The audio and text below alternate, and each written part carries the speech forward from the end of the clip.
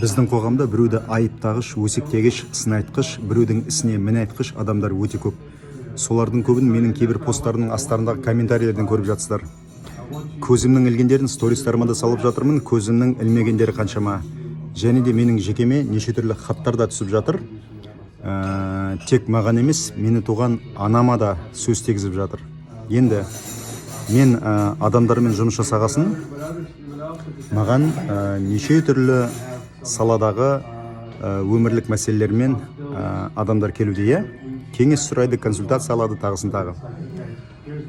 Сол адамдардың ішінде мына қоғамның айыптайтын, шектететін адамдар өте көп. Мысалы, жезөкше, алқаш, наркоман, балаларын тастаған адамдар да бар.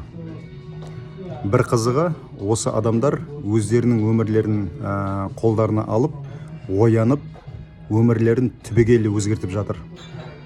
Ал сенше, айыптағыш адам, басқа адамдарды түзегіш адам.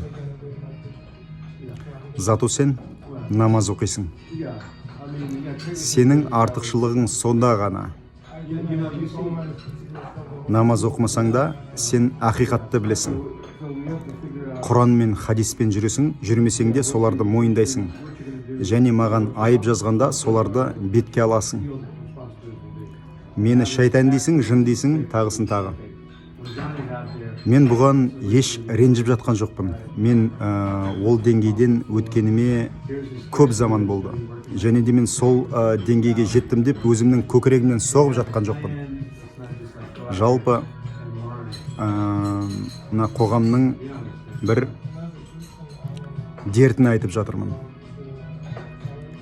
Мен намаз оқимын, немесе намаз оқымасам да мен тура жолдамын деп басқа адамдарды таптап, оларға неше түрлі ойыңа келгендерді айтып, агрессия көрсету мұсылмандыққа жатпайды.